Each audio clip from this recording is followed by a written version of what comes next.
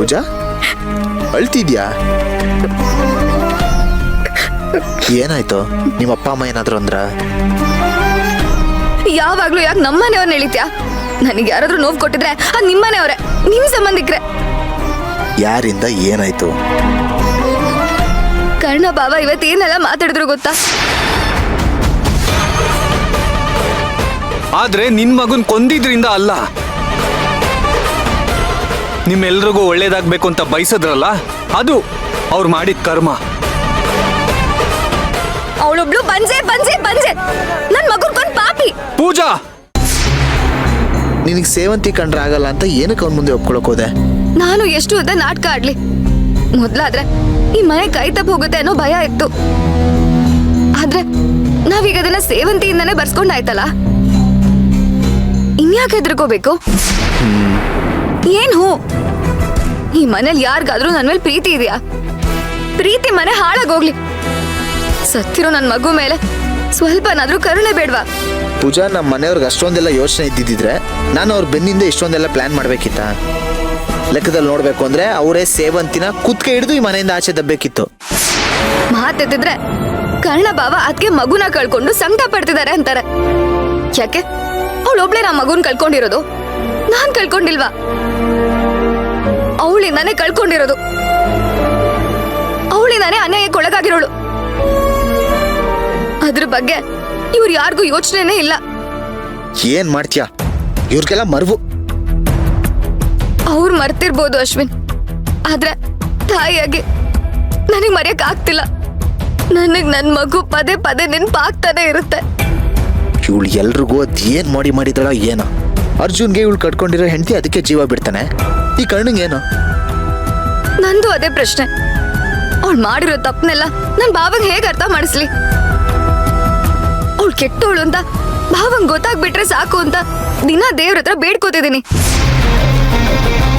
ಆದ್ರೆ ಈಗೇನು ನಡೀತಾ ಇಲ್ಲ. ಎಲ್ಲ ನಡೆಯುತ್ತೆ. ಸಮಯ ನೋಡಿ ಹೊಡಿಯೋದು ಅಂದ್ರೆ ಅಷ್ಟು ಈಸಿ ಅಲ್ಲ.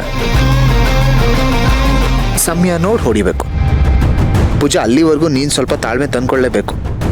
ನನ್ಗೂ ಕಾದು ಕಾದು ಸಾಕಾಗೋಗಿದೆ. ಇನ್ನು ಎಷ್ಟು ತಾಳ್ಮೆಯಿಂದ ಕಾಯೋದು ನಾನು? ಈ ಮುಕ್ಕೋಡ ಹಾಕೊಂಡು ನನ್ ಕೈಲಿರಕ್ ಆಗ್ತಿಲ್ಲ ಅಶ್ವಿನ್. ಹಾಗಂತ ಎಲ್ರ ಮುಂದೆ ಕೋಪ ಮಾಡ್ಕೊಂಡು ಕೂಗಾಡೋ ಧೈರ್ಯನೂ ನನಗಿಲ್ಲ.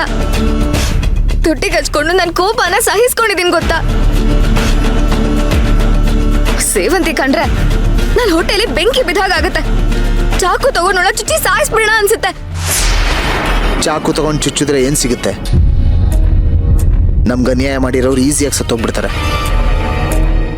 ಕೊಲೆ ಮಾಡಿರೋ ತಪ್ಪಿಗೆ ನಿನ್ ಜೀವನ ಪೂರ್ತಿ ಜೈಲಲ್ಲಿ ಕೊರಗಬೇಕಾಗುತ್ತೆ. ಇದೆಲ್ಲ ಸೇಡ್ ತೀರ್ಸ್ಕೊಳ್ಳೋ ರೀತಿ. ನಮ್ಗೆ ಅನ್ಯಾಯ ಮಾಡಿರೋರಿಗೆ ಹೊಡಿಬೇಕು, ಆದ್ರೆ ಹೊಡೆದಿದ್ ನಾವು ಅಂತ ಗೊತ್ತಾಗಬಾರ್ದು. ಸ್ವಲ್ಪ ದಿನ ವೆಯ್ಟ್ ಮಾಡು ಪೂಜಾ. ನಾನು ಮೀರಾ ಪ್ಲಾನ್ ಮಾಡಿರೋದು ಏನಾದ್ರೂ ವರ್ಕೌಟ್ ಆದ್ರೆ ಅವಳು ಫುಟ್ಪಾತಲ್ಲಿ ಭಿಕ್ಷೆ ಬೇಡೋ ಥರ ಆಗುತ್ತೆ. ಅವಳು ಭಿಕ್ಷೆ ಬೇಡೋದು ನನ್ನ ಪ್ರಕಾರ ಶಿಕ್ಷೆ ಅಲ್ಲ. ಮತ್ತೆ ಈ ಮನೆಯಲ್ಲಿ ನನ್ ಮಗುನ್ ಸಾಯಿಸಿದ್ದು ಪ್ರೂವ್ ಆಗ್ಬೇಕು.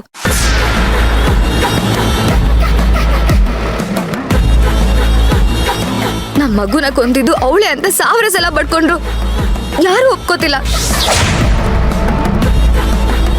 ಅವರೆಲ್ಲ ಒಪ್ಕೋಬೇಕು ಅಂದ್ರೆ ಕೋರ್ಟಲ್ಲಿ ಅದು ಪ್ರೂವ್ ಆಗ್ಲೇಬೇಕು. ಕೊಲೆಗಾರ್ತಿ ಅಂತ ಕೋರ್ಟ್ ಅವಳಿಗೆ ಶಿಕ್ಷೆ ಕೊಡ್ಬೇಕು. ಹಾಗ್ ಮಾಡ್ತ್ಯಾ? ಅದ್ ನಿನ್ ಕೈಲಿ ಆಗತ್ತಾ? ಪೂಜಾ, ಕೋರ್ಟು ಕೇಸು ಅಂದ್ರೆ ಏನೋ ಆಟ ಅನ್ಕೊಂಡಿದ್ಯಾ? ಯಾಕೆ ನಿನಗೆ ಗೊತ್ತಿಲ್ವಾ?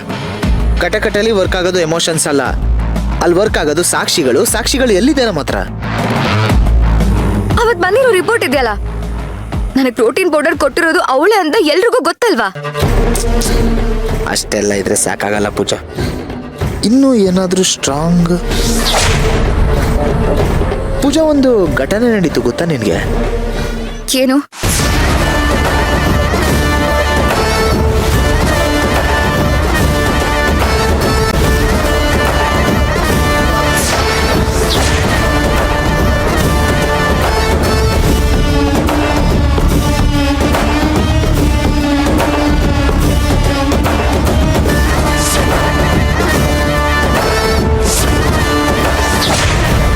ಈಗೆಲ್ಲ ಮಾಡಿದಾಳ ಅವಳು. ಅಯ್ಯೋ ದೇವ್ರೆ, ಹಾಗಂದ್ರೆ ಆ ಸೇವಂತಿ ನರ್ಸ್ ಮಗುನು ಸಾಯ್ಸಕ್ ಹೋಗಿದ್ದಾಳೆ ಅಂತ್ಯಾ? ಹೌದು. ಥೂ, ಮನೆ ಹಾಳಿ. ಆ ಮಗುನು ತಿನ್ಕೋಬೇಕಂತಿದ್ದಾಳ ಅವಳು. ಅಷ್ಟೇ ಅಲ್ಲ ಪೂಜಾ, ಅವಳು ಎಂತ ಖತರ್ನಾಕ್ ಗೊತ್ತಾ? ಪಾಪ ಆ ಮಗುಗೆ ಪಾಯ್ಸನ್ ಹಾಕಿ ಊಟ ತಿನ್ನಕ್ ಕೊಟ್ಬಿಟ್ಟಿದ್ದಾಳೆ. ಆಮೇಲೆ ಯಾರಿಗೂ ಗೊತ್ತಿಲ್ದೇ ಇರೋ ತರ ಅಣ್ಣನ್ ನೋಡೋ ನೆಪದಲ್ಲಿ ಹಾಸ್ಪಿಟ್ಲ್ಗೆ ಹೋಗಿದ್ದಾಳೆ. ಛೇ, ಅವಳು ಮಾಡ್ತಿರೋ ಅನ್ಯಾಯ ಯಾರಿಗೂ ಕಾಣಿಸ್ತಿಲ್ವಾ? ಆ ದೇವ್ರು ಏನ್ ಕಣ್ಮುಚ್ಕೊಂಡ್ ಕೂತಿದಾನ?